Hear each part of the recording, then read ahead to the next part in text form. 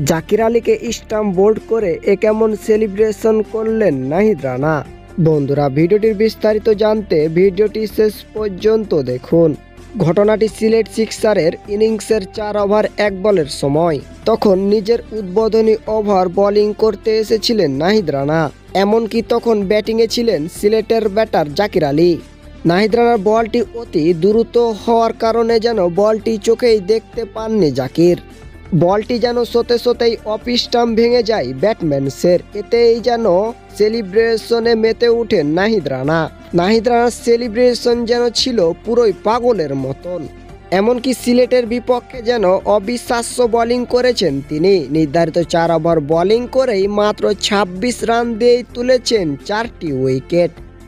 বন্ধুরা, নাহিদ রানার এমন বোলিং আপনাদের কাছে কেমন লেগেছে তা অবশ্যই কমেন্টে জানাবেন। আর ভিডিওটি ভালো লাগলে একটা লাইক দিবেন। যারা আমাদের চ্যানেল নতুন অবশ্যই চ্যানেলটি সাবস্ক্রাইব করে দিবেন।